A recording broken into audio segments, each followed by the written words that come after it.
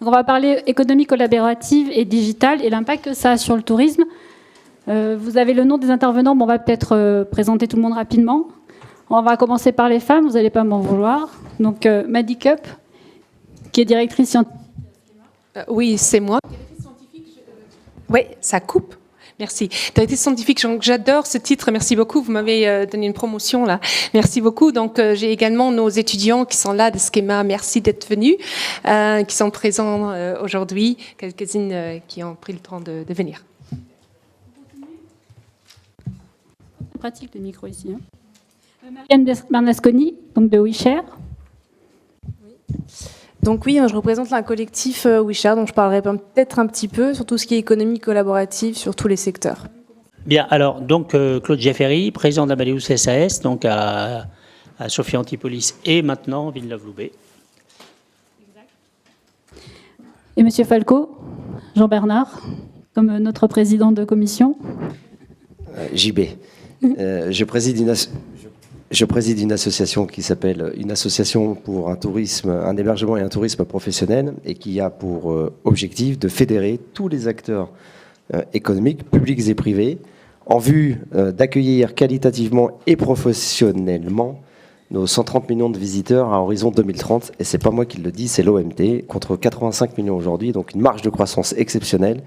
Et il y a beaucoup de choses à faire tous ensemble. Et le dernier, Adrien Lanotte. Alors, donc Adrien Lanotte pour le groupe MKG. Donc, nous sommes un cabinet de conseil à destination des professionnels du tourisme et de l'hôtellerie. Et je pilote la division Hospitality On. Donc, Hospitality On, qui est notre division média, think tank, événementiel, donc qui est dédiée au partage de connaissances macro sur le secteur. Et nous avons, entre autres, réalisé une étude pour la DGE que je vous présenterai tout à l'heure. Parfait. Donc, avant de peut-être d'évoquer ce que va devenir le tourisme avec l'économie collaborative et le digital, en tout cas avec les impacts que ça amène, on va peut-être faire un petit constat aujourd'hui, où est-ce qu'on en est. Et pour ça, on va peut-être commencer par l'impact de l'économie collaborative. Donc avec vous, Marianne Bernasconi, où c'est qu'on en est, qu'est-ce qui se passe à ce niveau-là? On connaît les grands, j'ai pris du coup. On connaît les grands, on connaît Airbnb, TripAdvisor, Booking, mais il y a d'autres choses qui sont en train de se passer. Oui, alors moi je voulais attirer l'attention sur les autres acteurs que uniquement les acteurs qui sont en train de disrupter, entre guillemets, pour utiliser un buzzword, l'hôtellerie et le tourisme. En fait, on a eu dans les dernières années, dans les 5 dernières années, beaucoup de startups qui ont émergé sur tout ce qui est expérience du voyage. Et donc pas uniquement au niveau de l'hébergement, mais aussi au niveau de la restauration, au niveau des visites, des visites touristiques. Et donc, on a des startups qui sont basées donc, sur ce qu'on appelle le pair-à-pair ou le peer-to-peer en anglais, c'est-à-dire qui visent à mettre en relation donc, des particuliers pour donner des services.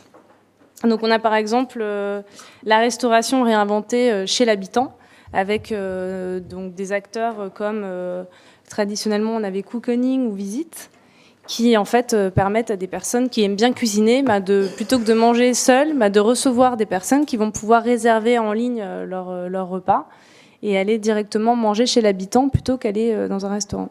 Est-ce que vous connaissez, il y a beaucoup d'étudiants, peut-être que vous connaissez ce type d'initiative? Ça vous dit quelque chose? Oui, d'accord. Alors, donc, je mentionnais aussi tout ce qui est guide touristique. Donc ça aussi, ça vous parle, aller dans une ville et plutôt que de prendre un guide, on a un local en fait qui nous fait visiter le côté urbain, le côté un peu underground d'une ville. Vous l'avez utilisé ce service? Oui. D'accord, ça s'est connu à Paris. Effectivement, c'est plutôt développé dans les grandes villes.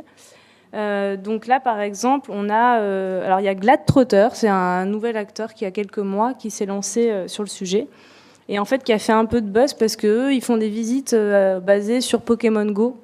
Donc les familles peuvent aller visiter Paris avec les enfants qui attrapent des Pokémon en même temps. Ça peut être un bon plan. Et ce qu'on observe en fait récemment, donc c'est des acteurs que vous connaissez, là je dis rien de très nouveau, mais en fait c'est que c'est en train de, comme pour toute start-up, il y en a très peu qui peuvent survivre, et donc elles sont un peu en train de fusionner les unes les autres pour avoir finalement que quelques-unes qui restent. Donc on a par exemple Visit qui a racheté Cocooning. Et on a aussi... voilà, donc on a de moins en moins d'acteurs sur le marché.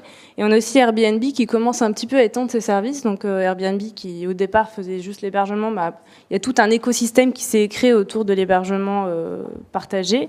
Et ils ont racheté tout récemment, il y a quelques jours, une start-up qui s'appelle Trip for Real et qui propose aussi des guides locaux quand on voyage. Donc Airbnb étend son service en proposant aussi à ses clients d'aller visiter les villes dans lesquelles ils sont hébergés avec des particuliers. Et un dernier constat. Alors il y avait aussi, juste au cas où, night swapping, ça vous parle ou pas? Non? Bon, c'est une alternative aussi à Airbnb pour dire il n'y a pas que... les gens n'ont pas forcément envie de payer pour aller dans une autre ville. Donc avec le low cost, aujourd'hui, on peut voyager de manière très accessible. Mais on peut même aller dormir chez l'habitant gratuitement.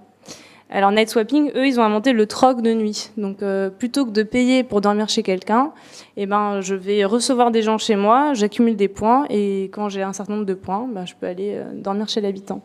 Donc on voit, il y a toute une variété de services qui se créent autour du pair à pair. Et enfin, tout récemment, il y a, alors peut-être qu'autour de la table, je suis pas la seule à le savoir pour le coup, mais le groupe Accor qui va lancer en 2018, donc un Joe & Joe. Je vous apprends quelque chose ou pas?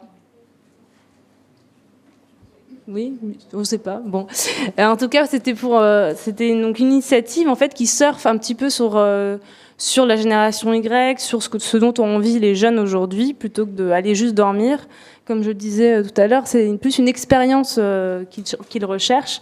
Et donc Joe & Joe a vocation en fait à offrir à ce type de public des espaces beaucoup plus fun qui permettent de travailler, de faire la fête, de manger.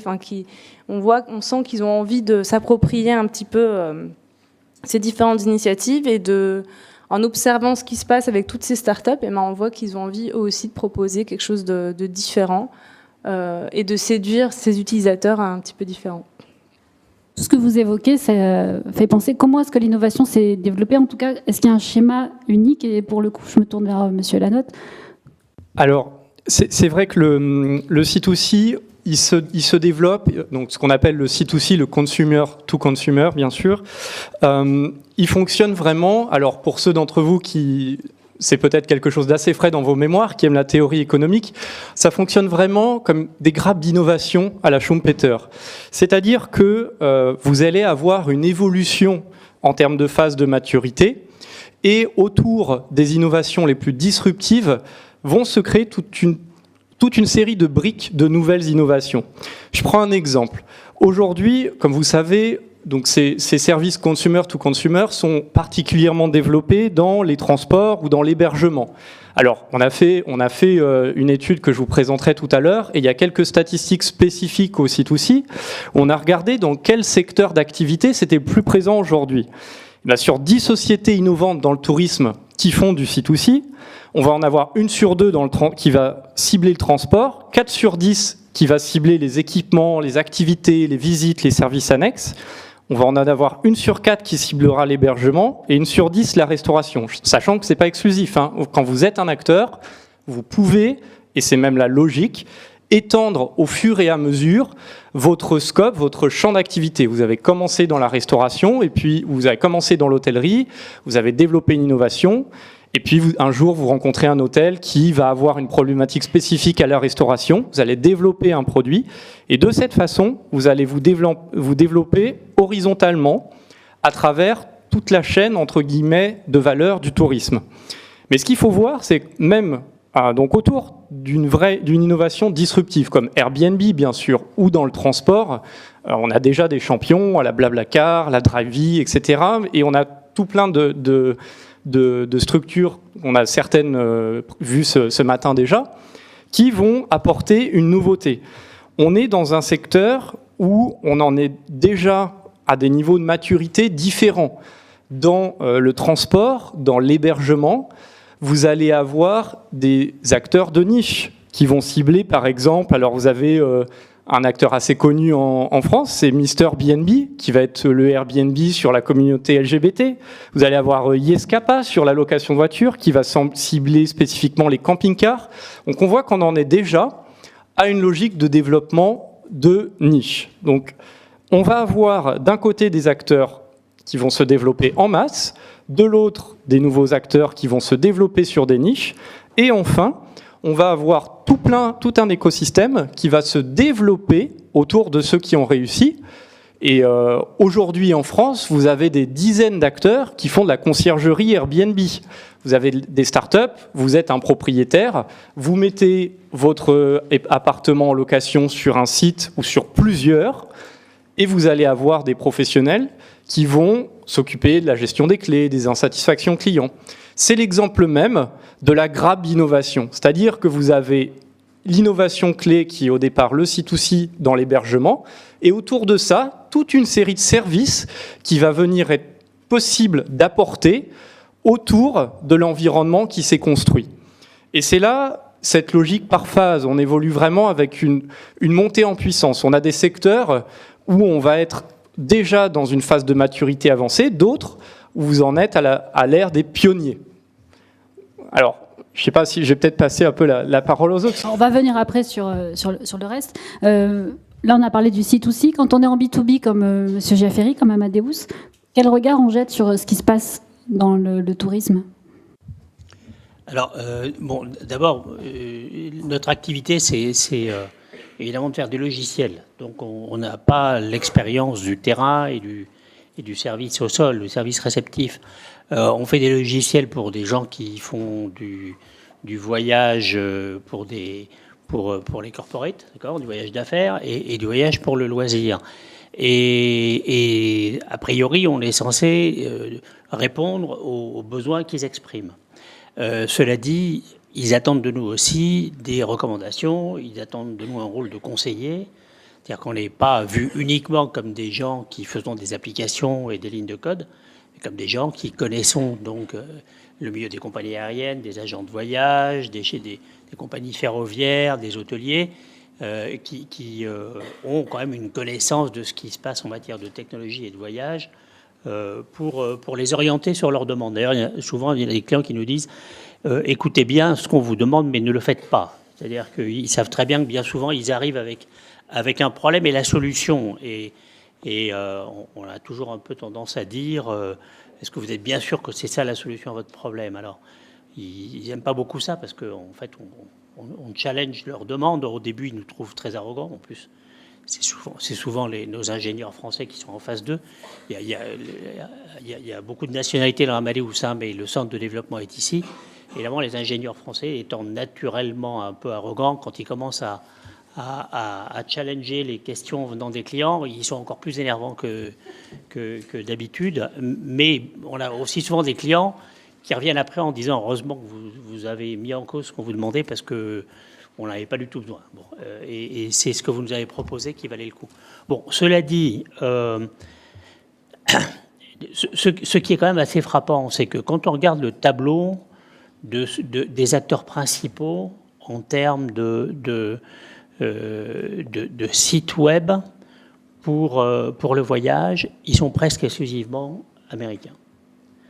Et c'est quand même un peu frustrant de se retrouver dans une situation où l'Europe, et en particulier la France, a donc un tel potentiel touristique et voit en fait que les acteurs auxquels on fait référence régulièrement, c'est Booking, c'est Airbnb, c'est Uber, c'est TripAdvisor, qui deviennent les moteurs, les clés de toute cette activité touristique, sans qu'il y ait eu, en France et ni même en Europe, l'émergence d'un acteur qui véritablement puisse jouer ce rôle-là. Et si je fais le parallèle avec Amadeus a été créé en 87 en face de 4 mastodontes américains qui menaçaient d'envahir l'Europe. Et c'est pour ça qu'il y a 4 compagnies aériennes européennes qui ont créé Amadeus. Et en 95, on était numéro 1. Donc quand on veut, on y arrive. Et aujourd'hui, on a plus de 40% de barre de marché. Et notre concurrent principal, Sabre, en a 28%. Donc ça peut se faire. Il faut qu'il y ait quand même des gens qui soient prêts à investir. C'est ce que les compagnies aériennes ont fait. Et elles ont fait parce qu'elles nous aimaient. C'est parce qu'il y avait une vraie menace stratégique et qui a l'air d'être beaucoup moins ressentie du côté européen. Et en parallèle, on se rend compte qu'il y a dans le paysage un pays qui a compris à ce niveau-là, d'une certaine manière, la prépondérance nord-américaine, c'est la Chine.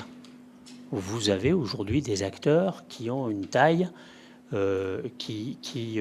Ctrip, vous connaissez Ctrip? Ctrip probablement en volume à la taille d'Expedia. Hein, il se trouve qu'on est le moteur de Ctrip derrière leur site de recherche. Ils sont extrêmement inventifs, extrêmement créatifs, très impressionnants. Et en fait, les sites web, les acteurs qui ont du mal à se déployer en Chine, ils ne se déploient pas sous couvert de droits de l'homme et d'empêchement des autorités chinoises. C'est tout simplement pour protéger les acteurs chinois et leur permettre de prendre leur essor. Vous savez, du Baidu, Alibaba, Ctrip arrive en ce moment, encore une fois. Il y en a d'autres. Et bon, alors je ne sais pas si je réponds vraiment à la question, mais je veux dire que dans ce secteur-là, c'est dommage qu'il n'y ait pas d'acteurs européens qui puissent prendre le relais et devenir un vrai moteur qui puisse rivaliser avec ces gros acteurs nord-américains. On va y venir un peu plus tard justement au fait qu'il y ait beaucoup d'acteurs américains sur le sujet. Il y a une tendance aussi émergente. Alors moi je l'ai vu dans le secteur des croisières avec certaines compagnies qui intègrent des robots. Mais c'est aussi le cas dans l'hôtellerie. Et pour le coup, Madicup, où vous voyez ça aussi dans vos recherches, dans vos travaux de recherche? Donc, je voulais juste, avant de venir aux robots, qui peuvent être très mignons d'une manière ou autre, mais également menaçants d'ailleurs. Mais avant de venir à cela, je voulais juste revenir un peu. Ce qui m'intéresse, c'est que ce matin, nous a dit qu'il y a 90% des acteurs dans le tourisme, ce sont plutôt des petites et moyennes entreprises. Et de l'autre côté, également, il y avait en particulier Monsieur Payadas, je crois, ce matin nous a dit, bon, on doit vraiment se concentrer sur le client.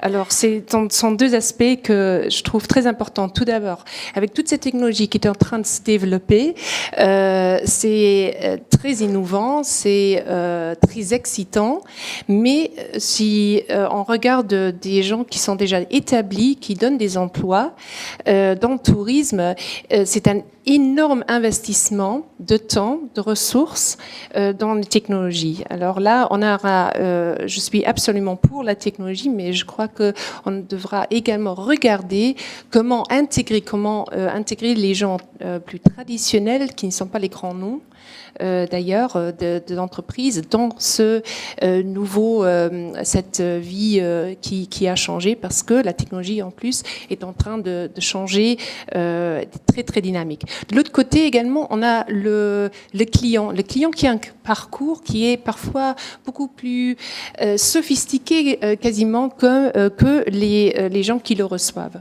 C'est-à-dire que là, il y aura très souvent ce qu'on voit maintenant encore, c'est de la part des entreprises plus traditionnelles, c'est une concentration sur la vente et la communication, et pas seulement sur l'expérience client. Alors je veux laisser ça dans la discussion comme ça, avant de venir au robot, hein, parce que le robot, c'est très important. Vu les robots, oui. Ne perdons pas de vue la tendance des robots, effectivement. Après, on va revenir sur ce qu'il va falloir faire plus tard. Alors, juste pour dire que il y avait cette année à ITB, il y avait 2 présentations qui m'ont très très marqué. Une étude qui a été déjà apparue d'ailleurs en 2015, Oxford Martin School, qui fait partie de l'université d'Oxford, sur le futur de l'emploi. Et ils prédisent vraiment un bouleversement de l'emploi dans les années à venir. Ils ne disent pas exactement quand, hein, c'est pas une boule à cristal tellement affinée comme ça, mais ils disent que vraiment dans la plupart des emplois, bien sûr, dans la production, ça a déjà produit, mais également dans les services et les transports, on va avoir une automatisation et une robotisation d'emploi. On pourrait dire, bon, ben non, par le service, c'est très personnel, etc. Mais ça se produit déjà, quand on avait parlé de l'exemple de la croisière, où c'est plutôt, dans des commandes, c'est plutôt automatisé.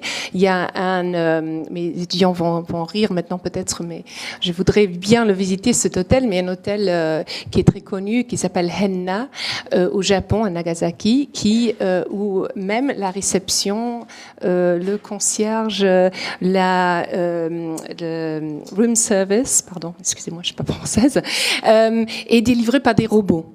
Alors je ne dis pas que c'est bien ou c'est mauvais, c'est juste que c'est une étude de l'université d'Oxford et également d'un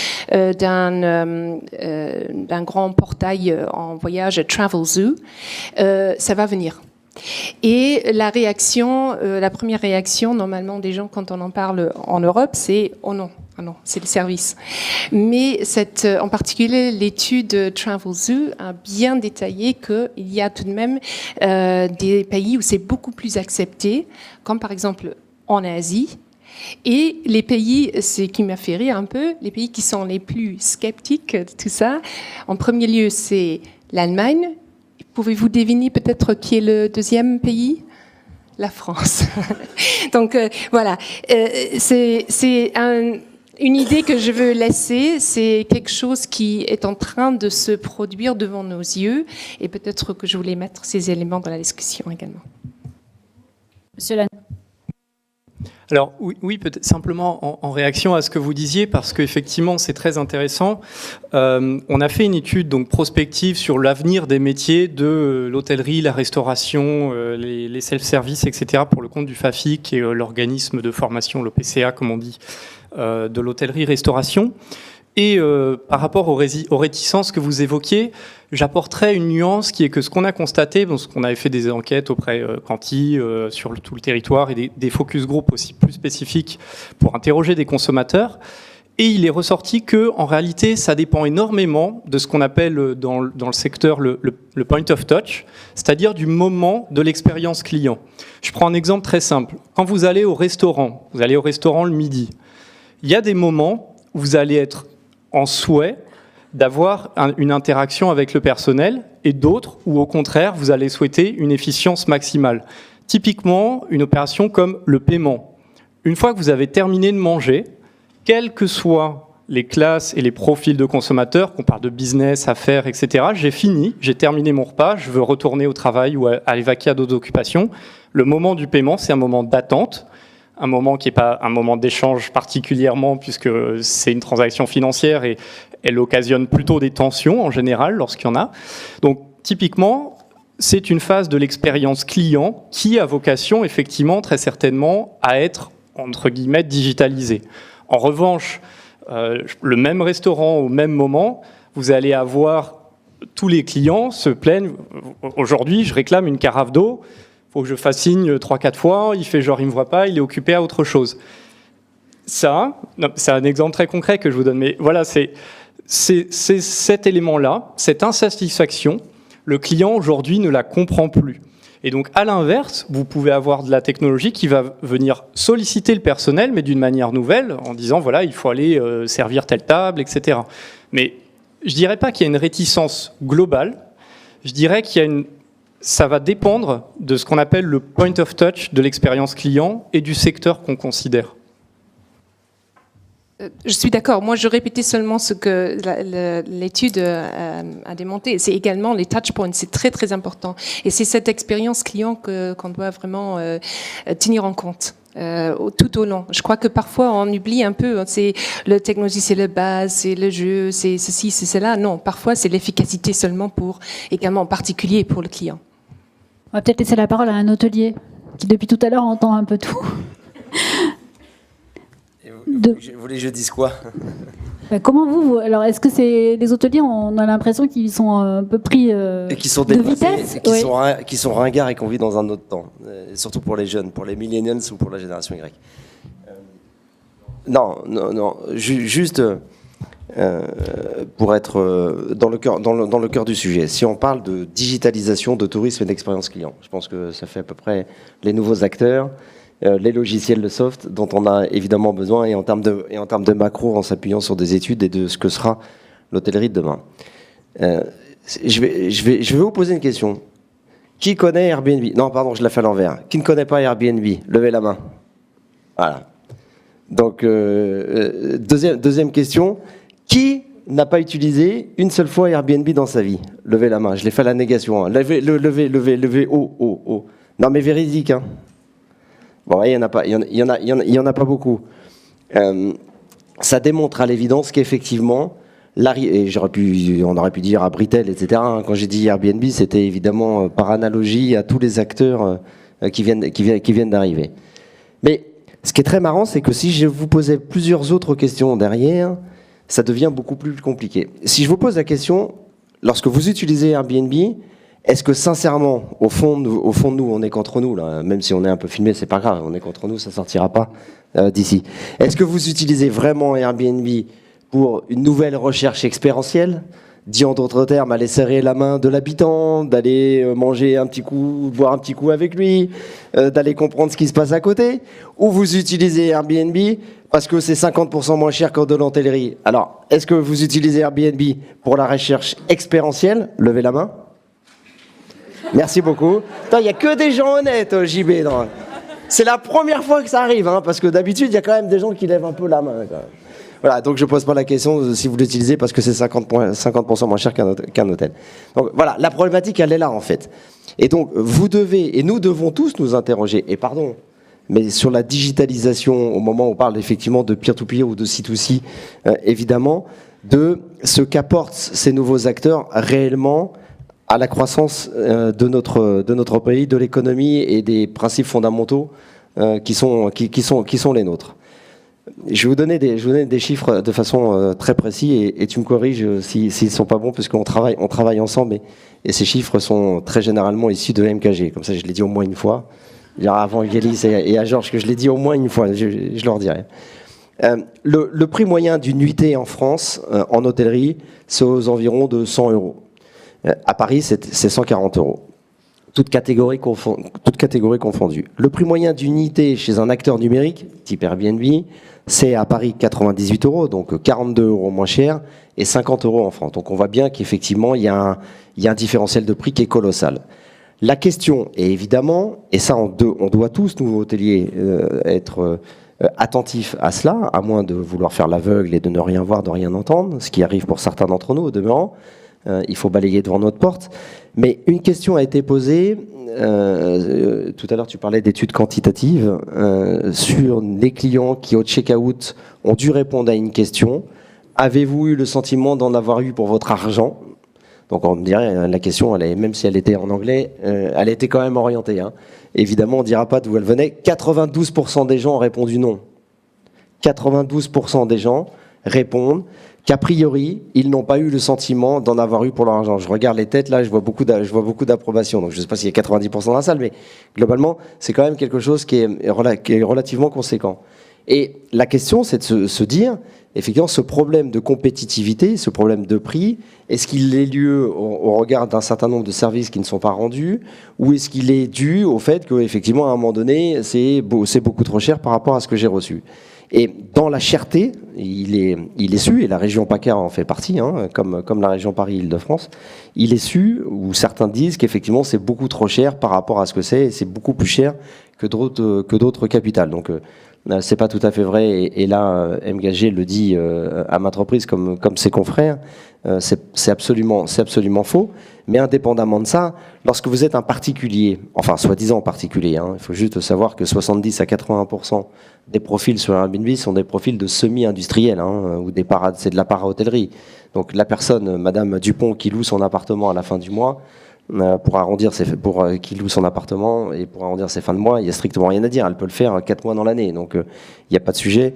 J'invite chacun à réfléchir sur le fait que vous pouvez en France louer votre appartement ou votre résidence principale 4 mois dans l'année, le lieu où vous vivez, le lieu où vos enfants vont à l'école. Si vous sortez de ce lieu-là 4 mois dans l'année, c'est qu'a priori, vous pouvez considérer quand même que c'est plus tout à fait de la location dite occasionnelle.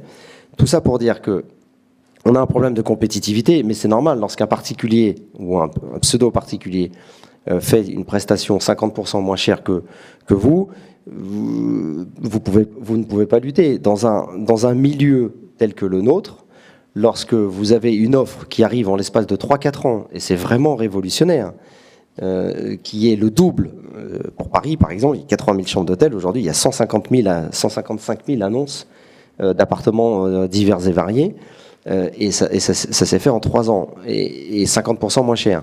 Donc il n'y a pas beaucoup de secteurs d'activité qui peut se permettre de voir arriver le double de son offre à 50% moins cher. C'est quelque chose qui ne peut pas fonctionner. Et ce que l'on dit, c'est qu'il n'est pas normal de laisser tous, autant que nous sommes, des gens faire le même métier que soi sans respecter les règles. Pour le reste, les gens sont bienvenus. Quand on parle de révolution digitale, évidemment, la révolution digitale, elle n'a pas de bonne presse auprès des acteurs du tourisme au sens large d'ailleurs, hein, et des hôteliers plus particulièrement, puisque tout à l'heure, Claude parlait des Américains et de la puissance d'Amadeus en 87 versus 95.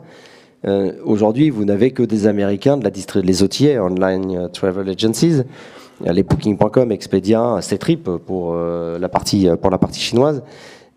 C'est au 15 à 25, voire 30% de marge en moins pour les hôteliers. Maintenant, en plus des marges, il y a le chiffre d'affaires qui est en perte significative au profit ou au détriment pour les hôteliers de ces plateformes dites numériques. Donc, évidemment, on peut pas voir ça d'un bon œil. Pour autant, le site Airbnb propose et les nouveaux acteurs numériques proposent des choses fort intelligentes, hein, avec des idées très simples, avec 2 composantes. La première, donc la communication autour de la recherche expérientielle. Bon, ça va, finalement, on voit que personne n'est réellement dupe de la question. Et puis, encore une fois, de permettre à ce capital nouveau, dormant, qui était inutilisé jusque-là, de pouvoir être amorti à un moment donné en fonction d'un certain nombre de conditions. Mais on parle beaucoup de digital au service de l'expérience client.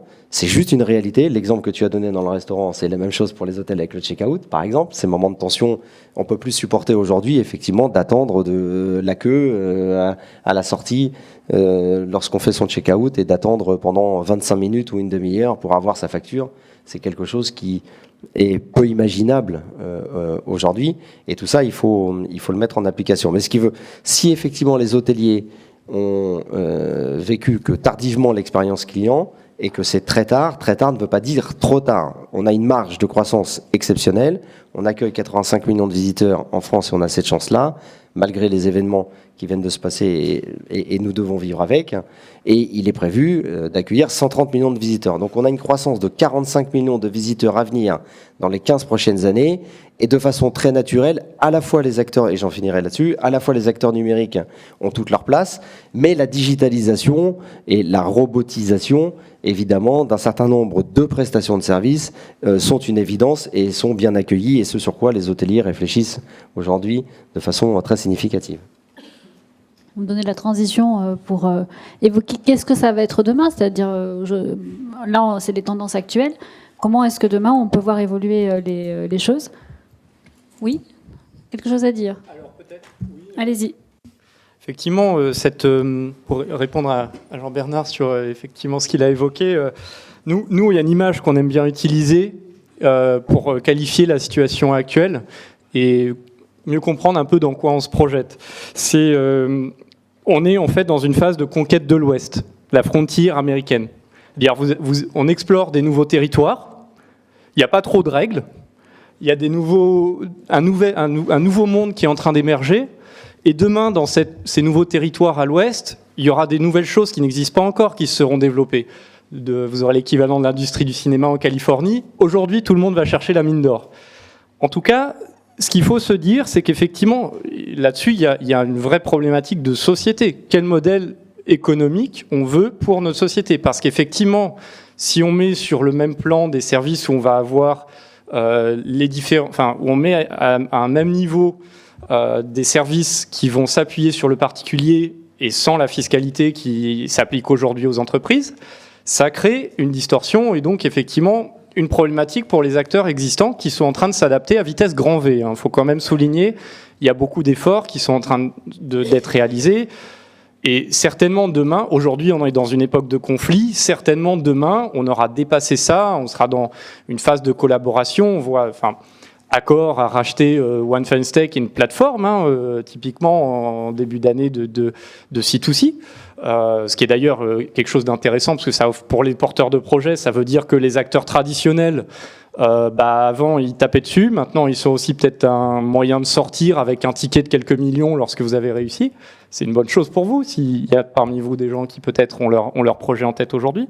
Mais en tout cas, voilà, on est aujourd'hui dans une phase de conflit. Il faut se dire qu'on peut souhaiter qu'on aille plus loin et que demain, on puisse travailler ensemble. Quand vous parlez de conflit, j'en viens à l'histoire des taxes de séjour avec Airbnb. C'est un sujet sur lequel vous avez travaillé, je crois. Est-ce que c'est pas un peu l'arbre qui cache la forêt, finalement?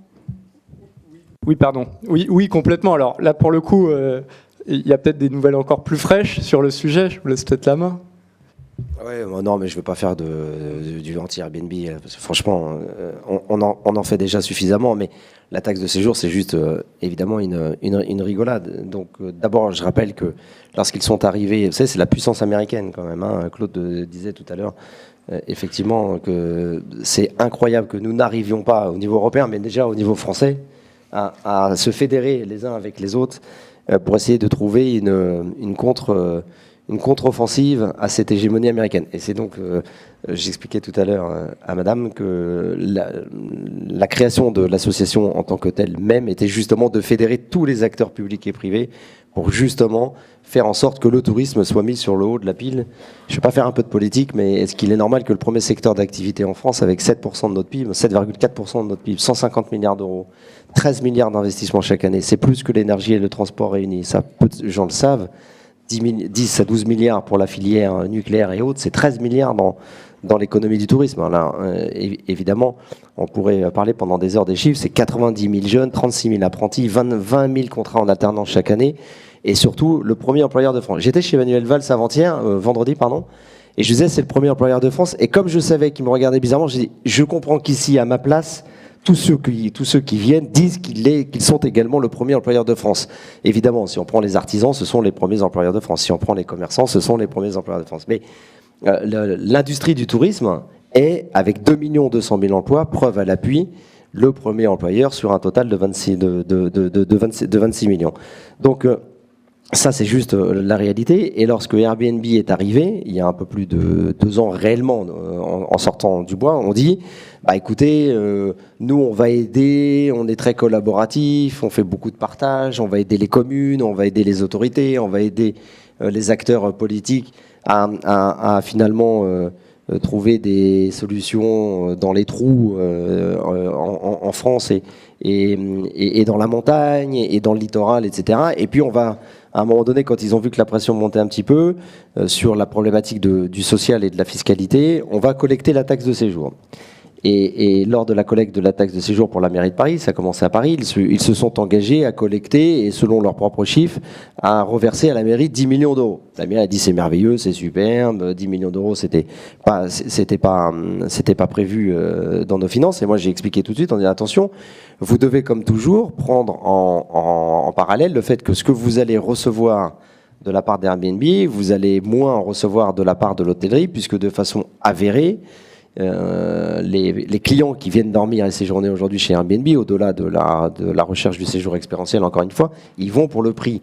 Et par définition, ils nous prennent des parts de marché. Ça, c'était évidemment avant les événements tragiques à la fois du 13 novembre, enfin c'était postérieurement au 7 janvier 2015, mais postérieurement au 13 novembre et avant le 14 juillet ici. Mais pour autant, on voyait bien que nos chiffres étaient en train de diminuer et de reculer, nos chiffres d'affaires de reculer de plus en plus. Résultat des courses, et nous l'avons dit il y a quelques jours dans la presse, la taxe de séjour, c'est pas 10 millions d'euros, c'est 5 millions et demi. Et la collecte auprès des hôteliers a diminué de près de 10, 15 ou de 20% en fonction des critères qui sont pris. Par définition, voilà, à un moment donné, on peut parler de choses sérieuses, mais il faut que tous les acteurs, tu parlais tout à l'heure, Adrien, de conflits, la réalité, c'est que à un moment donné, pour s'asseoir autour d'une table, il faut que, comme toujours, lorsqu'il y a des difficultés ou lorsque l'on veut construire quelque chose, qu'on partage le même diagnostic. Quand il n'y a pas l'effort intellectuel de part et d'autre, ça devient un peu compliqué. Donc on peut discuter avec des gens à partir du moment où on poursuit le même objectif. Mais lorsque vous ne voulez pas partager, au moment où on parle de l'open, on est en plein là-dedans aujourd'hui, hein, de l'open data. Vous avez vu ce qui est sorti aujourd'hui avec la DGE, je crois que le communiqué de presse il doit sortir aujourd'hui, puisqu'ils nous ont parlé de ça sur le data tourisme, l'open data, etc. Donc, à un moment donné, il faut qu'on travaille tous ensemble. Et pour travailler tous ensemble, il faut, encore une fois, qu'on partage toutes les bonnes informations. Lorsqu'en face de nous, nous avons des gens qui refusent le débat intellectuel sur le partage de la collecte de data et de données sous prétexte que la boîte allait valoriser 25 milliards et qu'elle est valorisée que par de la data sans capital humain et sans capital réellement immobilier au sens hôtellerie du terme, c'est vrai que c'est un peu compliqué. Moi, je fais partie de celles et ceux qui pensent qu'effectivement, on est déjà dans la deuxième phase, et ce que tu disais, on est assis autour d'une table et on réfléchit ensemble à comment faire pour capter de 85 à 130, les 45 millions supplémentaires de gens qui vont venir chez nous, et de faire en sorte qu'ils viennent dépenser les milliards chez nous plutôt qu'ils viennent les dépenser en Espagne, en Italie ou au Portugal. Voilà. Et par définition, on doit tous se mettre autour d'une table pour faire ça. Et le modèle de société dont tu parlais tout à l'heure, il faut que vous réfléchissiez et que nous réfléchissions à ça pour demain. Qu'est-ce qu'on veut? Pour utiliser une métaphore. Lorsque aujourd'hui vous êtes malade, Madame Dupont qui est à la Madeleine, elle est malade, elle appelle son fils qui lui va appeler une ambulance, qui va venir la chercher gracieusement et qui va l'emmener à PHP. C'est comme ça que ça se passe. C'est juste la réalité, ça. Demain, qu'est-ce qu'il va faire, son fils? Il va commander un Uber qui va venir chercher Madame Dupont à la Madeleine, qui va l'amener à l'hôpital américain et elle va payer avec sa carte American Express. J'ai pris volontairement les deux exemples. Il n'y a que des Américains dans la deuxième partie de l'anecdote et que du français dans la première partie. Quel modèle de société voulons-nous avoir? La vérité, elle est là. C'est-à-dire que nous, les hôteliers, on peut baisser notre prix moyen de façon très importante, bien sûr, mais il faut juste réfléchir à deux choses. Entre un particulier qui ne paye pas de TVA, qui ne paye pas de taxes, qui ne paye pas de taxes de séjour, il y a déjà 10% pour la TVA, la taxe de séjour et autres, et les charges salariales et patronales, on a déjà 30 à 40% d'écart sur le prix donné. Donc moi, je veux bien effectivement qu'on baisse et qu'on fasse les efforts pour être plus compétitif, mais ça veut dire quoi? Ça veut dire qu'on ne paiera plus vos retraites, c'est-à-dire qu'on ne paiera plus la sécurité sociale, etc. Si c'est ça qu'on veut baisser, faisons en sorte qu'on baisse toutes nos cotisations, nos taxes et autres, et il n'y a aucun problème, on baissera nos prix. Hein. Mais c'est le monde de la déflation pour demain, et ça c'est un autre sujet. Je ne pense pas que ce soit vraiment très opportun d'aller dans cette voie-là. Votre voisine va apporter son éclairage. Oui, alors tout d'abord je voulais dire, moi je suis européenne. Pour que vous sachiez bien, même pas anglophone. Sauf que il ne s'agit pas pour moi seulement des Américains. Il s'agit pour moi d'une manière de voir et de capter la facilité avec laquelle le client peut vraiment réserver, trouver des informations, avoir une expérience de la technologie qui est, ils le disent en anglais, sans friction. C'est pourquoi Booking, c'est pourquoi Airbnb, c'est pourquoi Uber ont vraiment pu capter, parce que bon, ok, Uber c'est un peu différent. Il y avait eu le covoiturage avant, mais avec Airbnb, il y a tout de même toujours eu des exemples de location chez l'habitant. Il y a le bed and breakfast, il y a eu toujours, par exemple, la location saisonnière et tout ça. Sauf que eux, ce qu'ils ont pu faire, ok, ils sont venus de l'Amérique parce que là également, le capital, c'est plus facile de trouver. Hein. C'est pas parce qu'ils ne sont pas plus intelligents, ni plus, je sais pas, une manière pas scrupuleuse. Allô.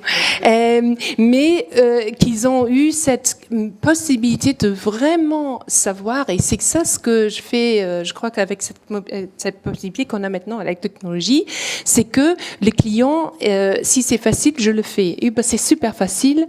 Airbnb, je l'ai fait, je l'ai fait. Et c'est très facile, c'est super facile. C'est beaucoup plus facile que même d'aller sur Booking, que j'aime également, excusez-moi.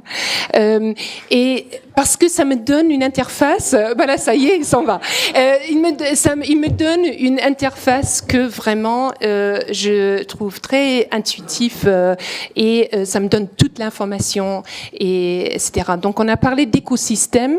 Je crois qu'on doit aller vers cela, mais toujours mettre le client au centre. Moi, je voulais apporter des éléments par rapport aux acteurs dont on parlait, nouveaux, entre guillemets, hein, donc Airbnb et compagnie, qui sont plus si nouveaux que ça.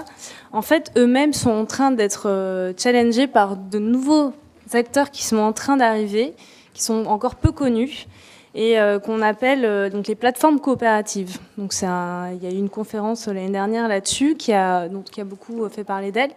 Et on voit de plus en plus d'acteurs qui se disent finalement Airbnb c'est bien sympa, ils disent que c'est collaboratif, mais c'est surtout à l'avantage de quelques actionnaires qui vont investir et qui vont pouvoir récupérer tout le fric en récupérant des richesses certes qui étaient non utilisées, mais finalement au niveau de l'équité c'est pas si équitable. Il y en a quand même qui gagnent plus que d'autres dans l'affaire, même si ça arrange certains. Et donc, en réaction à ce constat, en fait, finalement, toute cette économie collaborative n'était pas si collaborative pour tout le monde. Il y a ce mouvement de plateforme coopérative. Alors, il y a un exemple assez proche de nous à Marseille qui s'appelle H2H, qui vient à la base, c'était Hôtel du Nord. Et en fait, ils sont en train de créer tout un écosystème d'une offre touristique avec des guides, avec la valorisation de patrimoine, avec des nuitées, mais basé sur du coopératif, dans le sens où toutes les personnes qui sont dans leur coopérative ont droit à un partage de la richesse. Donc c'est évidemment un modèle très complexe à monter, qui est beaucoup plus lent, donc ça implique de créer des sociétés un petit peu différentes, coopératives. Il y a des problématiques de gouvernance, il y a des problématiques de distribution de la valeur. Mais en tout cas, ils sont dans cette phase à la fois d'expérimentation et à la fois de faire pour offrir en fait quelque chose de différent et permettre d'adresser ce problème très capitaliste de ces nouveaux entrants.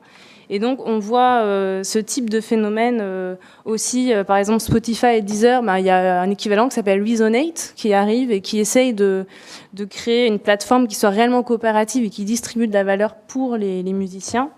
Ou alors, on a à Paris, on a Alpha Taxi, donc qui est une coopérative de taxi et qui vise aussi à apporter une réponse aux personnes qui vont certes être très heureux de la simplicité d'Uber, mais qui vont pas non plus forcément adhérer à ces valeurs-là. Et pour toutes ces initiatives, donc si vous allez les voir, vous verrez, c'est pas, on sent qu'il n'y a pas tous les capitaux derrière, on sent que c'est pas hyper américain. Au niveau de la friction, on n'est pas tout à fait. Donc le challenge pour eux, c'est d'arriver à proposer autant de simplicité, tout en apportant aussi des valeurs. Monsieur Jafferi, vous le voyez comment les pistes à explorer pour demain ? Je crois, je voudrais rebondir sur ce que disait Madi concernant toute la facilité qu'il y a derrière ces produits. Parce que, c'est vrai qu'il y a des histoires à qui ça profite, ils ne payent pas de taxes, mais fondamentalement, ça n'aurait jamais émergé si ça n'avait pas été facile. Et Uber, pareil, les chauffeurs de taxi ont décidé d'améliorer leur service le jour où Uber est à Paris, et les hôteliers, ça fait des années, quand on libère une chambre aux États-Unis, on a le vidéo check-out, qui permet de partir sans attendre au comptoir. Je n'ai pas encore vu en France, donc il y a quand même, il existe peut-être, je ne l'ai pas vu. Donc, il y a quand même, il faut pas quand même négliger la facilité qu'on donne aux utilisateurs et ces services-là, Uber, Airbnb, dont on n'arrête pas de parler, c'est pas la prouesse techno qui est remarquable. C'est leur appli, c'est simplissime, d'accord. C'est la facilité d'utilisation et le service qu'ils rendent au sol. C'est-à-dire qu'ils ont des gens sur place. Ils ont recruté des gens qui mettaient leur appart en location. Ils ont recruté des entre guillemets chauffeurs de taxi. Et c'est un service extrêmement efficace au sol. Mais alors moi, pour comment préparer l'avenir, je pense que déjà l'offre touristique en France, elle a été finalement. La France est un pays naturellement trop touristique pour avoir véritablement pensé à améliorer son offre.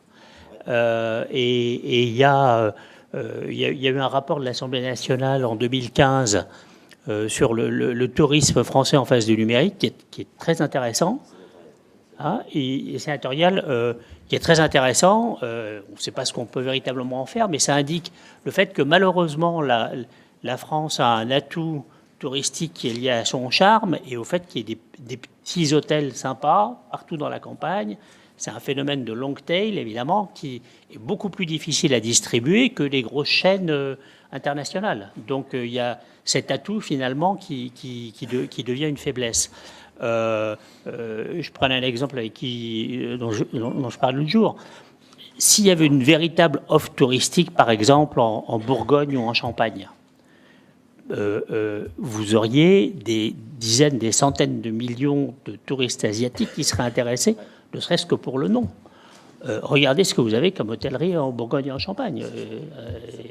Voyez, c'est ce genre d'action qu'il faut faire. L'offre n'est pas encore adaptée et le succès a fait finalement qu'on ne s'en est pas véritablement occupé. Cela dit, si on fait pour revenir plus globalement à ces problématiques, moi je pense, j'imagine pas simplement le service hôtelier isolé. Je pense qu'il y a le voyage de bout en bout qui doit être pris en compte. Et tant qu'on n'améliorera pas la vie du voyageur qui va de chez lui à sa destination, qu'il s'agisse d'un voyageur loisir ou business, on n'arrivera véritablement pas à dénouer tous les problèmes qui se posent. Transporter un passager d'un aéroport à un aéroport, on sait le faire, ça fait maintenant des décennies qu'on sait le faire, c'est facile, on sait le vendre à tous les endroits du monde, on sait transporter des passagers d'une gare à une gare, on sait. Qu'est-ce qu'on fait une fois qu'il est arrivé?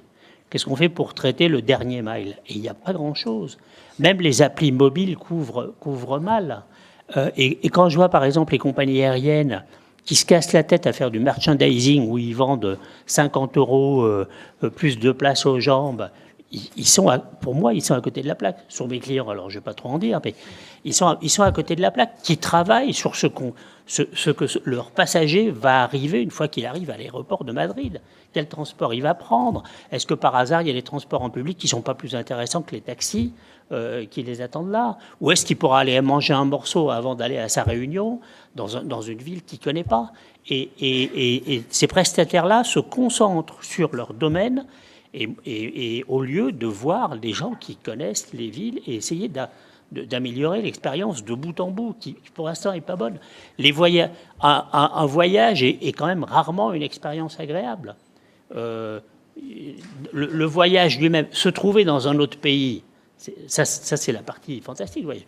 Aller d'un point à l'autre, c'est un peu moins. Personne ne regrettera que son vol soit plus court de 2 heures. Hein.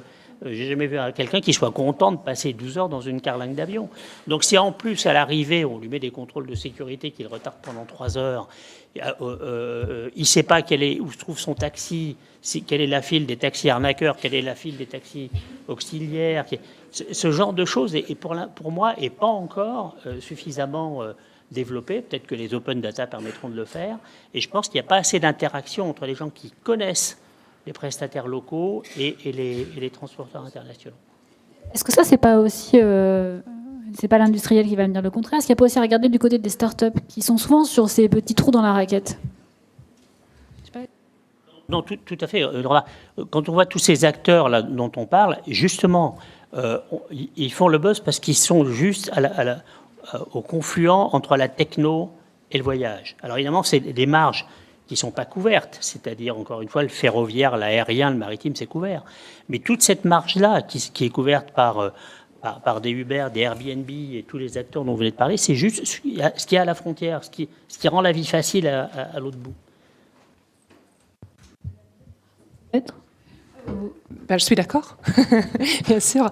Non, c'est l'expérience, c'est vrai, c'est l'expérience du touriste, le fameux cycle des voyages, de planifier la réservation, mais également après ne pas le laisser tomber quand il arrive quelque part, mais utiliser l'écosystème dans une destination. Et peut-être cette destination ici, ce serait une énorme opportunité parce qu'il y a beaucoup de collaboration ici. Et de voir, on a vu l'open data des applications qui entre eux se parlent, etc. Mais avec les OT, avec le CRT et tout ça, pour vraiment présenter une destination qui couvre les touch points du début, c'est-à-dire la planification sur le web, jusqu'à la fin, quand ils retournent et quand ils partagent leur mémoire. Et ça, ce serait, je crois, là, on arriverait à avoir ces 40 000 ou plus, 400 000 ou plus de visiteurs, par exemple, très, très rapidement, parce que ce serait vraiment une fois une destination qui se présenterait de cette manière, ce serait vraiment unique. Oui, monsieur Lanotte. Oui, alors je suis tout à fait d'accord avec ce qui vient d'être dit et je voulais aussi revenir sur ce que disait Claudia Ferré à l'instant, qui était pourquoi finalement Booking, par exemple, a réussi. Parce que c'est précisément parce qu'on était avant, vous aviez une offre très diluée, avec effectivement plein d'hôtels disponibles chacun sur leur site de manière indépendante et pour lequel identifier le bon acteur était difficile du point de vue du consommateur.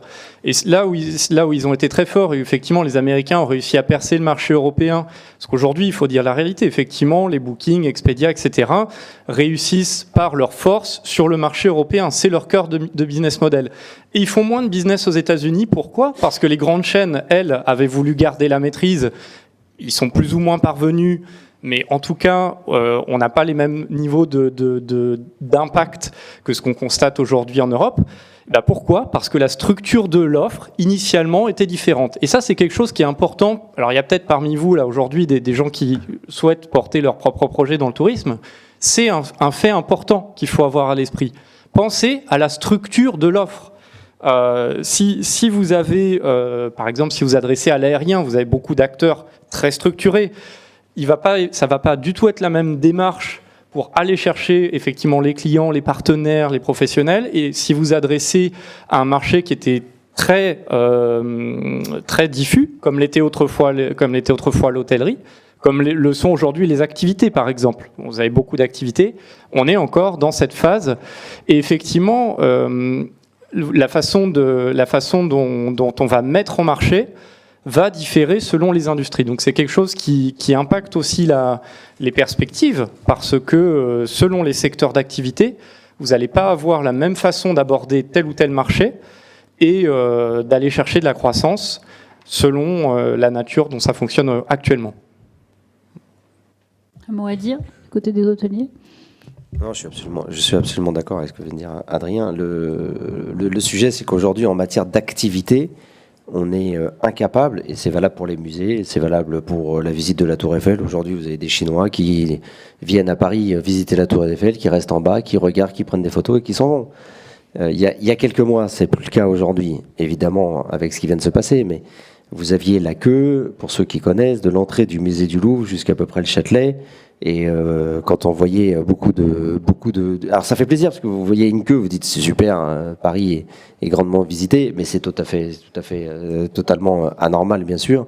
Il faut mettre un vrai coup de balai sur tout ça et réfléchir en se mettant, et là où je rejoins complètement Madi, en se mettant à la place du consommateur, du point de départ au moment où il quitte effectivement son domicile, et Claude a raison, c'est stressant, à un moment donné de préparer un voyage, c'est de toutes les façons stressant, jusqu'à son retour, et effectivement, et vous le disiez à l'instant, jusqu'au souvenir.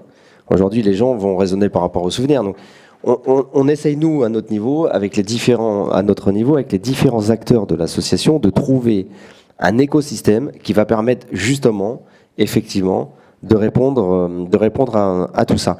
La difficulté de notre métier, c'est que aujourd'hui, lorsque vous interrogez les clients sur sur ce qu'ils ont vécu, leur expérience de leur séjour, c'est très compliqué parce que tout à l'heure, quand je disais que 90%, un peu plus de 90% dans le monde étaient des gens qui séjournaient dans l'hôtel n'étaient pas très satisfaits de leur séjour. Quand vous allez un peu plus loin et que vous interrogez ce que nous avons fait, vous demandez aux clients, mais en fait, qu'est-ce que vous auriez aimé avoir de plus que vous n'avez pas eu, ou qu'est-ce que vous avez considéré comme étant trop cher dans l'offre qui vous a été destinée ? Et bien là, vous avez plus personne. Alors, à quelques exceptions près, bien sûr. Un meilleur petit déjeuner, un meilleur Wi-Fi, une meilleure literie, un peu plus de propreté, etc. Mais globalement, les consommateurs que nous sommes tous, au demeurant, à un moment donné, lorsque nous nous déplaçons, nous ne sommes pas nous-mêmes, et je le prends aussi pour moi, capables d'aller dire ce qui ne va pas ou ce que j'aurais aimé avoir de plus que ce que j'ai eu. Donc, et je le disais en préparation à Laurence, la vérité, c'est que nous devons réfléchir, tous, les acteurs du tourisme, à ce que sera l'hôtellerie et le tourisme de 2030, et finalement à ne pas attendre que ce soit la demande qui fasse le sujet, mais que ce soit l'offre qui va venir créer la demande en se mettant à la place du consommateur. Et je suis absolument d'accord avec ça. Celui ou celle qui aura réussi à trouver tout l'écosystème qui permettra effectivement au consommateur d'aller le chercher à Pékin, de l'emmener, de le faire atterrir à Roissy, de trouver la bonne file en fonction de sa classe d'affaires, etc., de lui faciliter son entrée en France, le faire prendre un Uber, un taxi, un Airbnb, un appartement ou plusieurs hôtels, puisque le chinois il est plutôt multi-activité, en multi-recherche d'activité, et d'aller lui offrir tout ce qui l'attend en matière de prestations et d'activités, que ce soit culturel, que ce soit de visite, que ce soit de sport ou autre, jusqu'à son retour. Je pense que celui qui aura été capable de mettre tout ça en place aura gagné la partie. Et donc, c'est ce qu'il faut absolument essayer de faire. Et effectivement, pour y arriver, par contre, il faut beaucoup d'argent. C'est sûr. Beaucoup d'énergie et de temps. C'est un autre sujet, ça. Peut-être une dernière question. On a beaucoup parlé des Américains et de leur hégémonie. Est-ce que ça va continuer ou est-ce que les Européens auront leur place? Et là, peut-être plus sur éventuellement ou l'espace enfin tout ce qui est collaboratif, ou sur les études. Est-ce qu'il y a eu des études prospectives qui ont été menées par MKG là-dessus? Alors oui, déjà il faut pas non plus dresser un tableau totalement plus noir qu'il est, dans le sens où vous allez voir, on a aussi beaucoup d'acteurs innovants en France. L'enjeu, c'est effectivement plutôt de les faire atteindre une taille critique, c'est-à-dire qu'ils deviennent des leaders mondiaux, au moins européens déjà, ou des acteurs de taille majeure. On a quelques cas à succès, Blablacar. Voilà. Aujourd'hui, on a des acteurs, on peut émerger en France. Il faut porter ce message positif, je pense quand même, c'est important. Vous pouvez, on a le savoir-faire, et on entre dans une phase aussi où effectivement on a passé l'étape où c'était beaucoup de la mise en marché. Donc les Américains avaient un gros atout avec leur marché domestique beaucoup plus important et beaucoup moins de barrières, alors que voilà, en Europe, c'est plus compliqué. En fait, on arrive dans une phase où voilà, les innovations qui sortent sont plus complexes, et c'est bien de savoir gérer cette complexité, et les Européens y arrivent bien. Donc si on se dit qu'on entre dans une phase où on va avoir beaucoup plus de collaboration, justement, ce qu'on a appelé, nous, le C2B, c'est-à-dire des informations les informations du consommateur qui, au lieu d'être juste entre consommateurs, servent aussi à alimenter les professionnels, à créer une offre nouvelle de services ou de produits, et donc à apporter une valeur ajoutée, à ce qu'on fasse quelque chose qui n'existait pas avant. À ce moment-là, les Européens sont très bien positionnés pour le coup, parce qu'effectivement, vous avez beaucoup d'opérateurs, vous avez beaucoup d'acteurs du tourisme traditionnel qui aujourd'hui cherchent à faire ça. Ils veulent s'approprier cette démarche.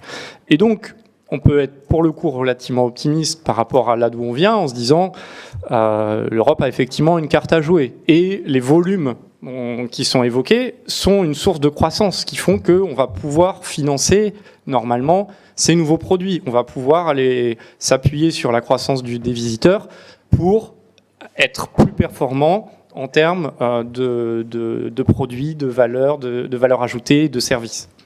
Donc oui, on va vers plus d'Europe, je pense.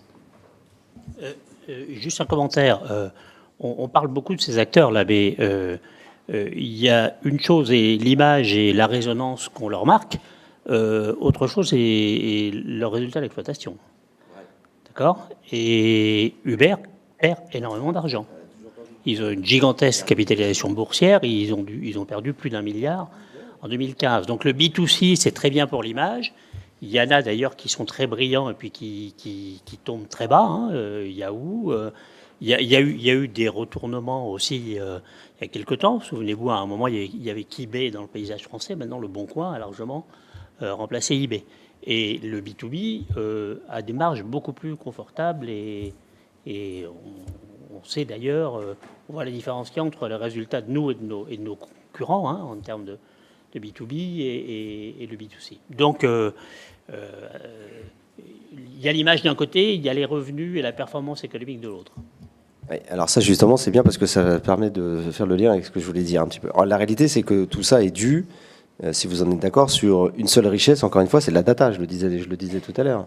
En réalité, Uber effectivement perd 1 milliard et encore plus cette année avec ce qui s'est passé en Chine, et Airbnb perd aussi des centaines de millions d'euros. Mais l'investisseur est là pour le coup américain, les fonds d'investissement américains, désolé, ne raisonnent que sur une seule chose, c'est l'importance de la data et la rémunération de la data.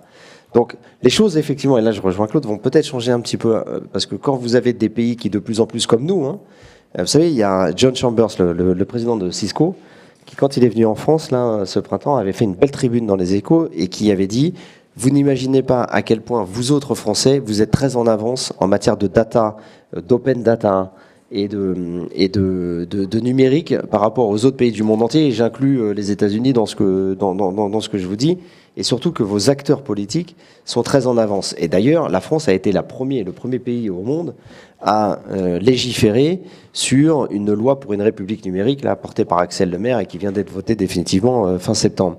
Ce qui démontre à l'évidence que la data est une donnée qui est très très importante, et que l'avenir et que demain, elle passera probablement par l'analyse. On a tous en fait de la data dans nos entreprises, dans le tourisme, hein, et qu'on s'appelle Air France ou qu'on s'appelle un hôtelier, on a ce qu'on appelle du CRM.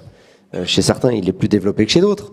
Mais globalement, on a tous le sentiment qu'avec ce CRM et ces data, on est super riche. Parce qu'on a de la data. Vous imaginez pas, moi, mes équipes me disent, vous vous rendez compte, 2000 clients par jour depuis fois 360 jours dans l'année, multiplié par 10. J'ai même pas fait le calcul parce que ça m'intéresse pas. Oui, alors? Et alors? Qu'est-ce qu'on fait de ça? Ah, c'est génial. Ouais, et alors?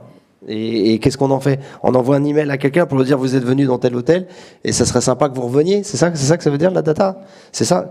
Alors la réalité, c'est que effectivement le monde de demain, celui dans lequel on va vivre, sera rempli de data, et avec de l'algorithme, avec de la data, de l'intelligence artificielle et avec de l'humain. Et là, je rejoins Madi sur, ça sera pas que de la robotisation, et très probablement autour d'un système qui est très proche de la blockchain, il y aura la possibilité de trouver des choses intelligentes qui permettra à tous les acteurs du tourisme, encore une fois, d'aller capter cette croissance, parce que je l'ai pas traduit en chiffres, mais je suis désolé de le dire, parce que si on avait tous conscience de ces chiffres-là, je crois qu'on ferait tous les efforts nécessaires pour mettre le tourisme sur le haut de la pile en France.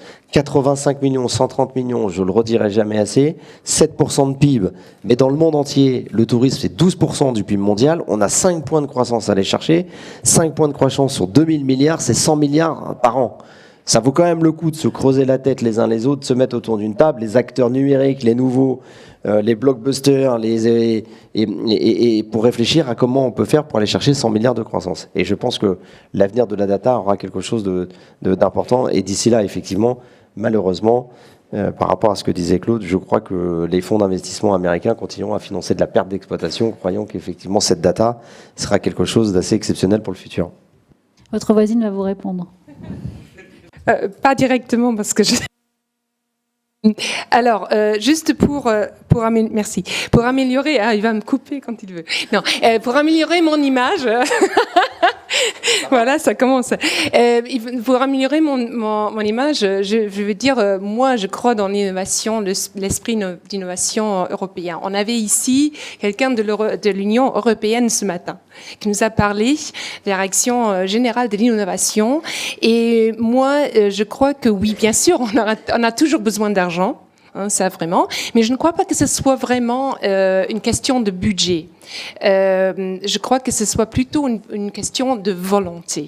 Alors là, par exemple, ici, on aura une opportunité énorme de joindre les différents acteurs. On a déjà vu avec 360, il y a le partage de data pour créer un nouveau produit. Pourquoi pas mettre ensemble les acteurs mais on doit se parler, comme vous avez dit avant, on doit se parler, non pas nécessairement pour juste parler d'impôts, etc., mais de parler comment améliorer le passage d'un touriste ici. Ce serait fantastique d'avoir le modèle de tout le monde veut savoir comment PACA le fait, la région PACA, mais pourquoi pas. Ce matin, on a l'intérêt de l'institution la plus importante en Europe, l'Union européenne, qui nous a parlé de cela. On a ici, avec avec Sofia et avec Telecom Valley et les autres qui s'investissent vraiment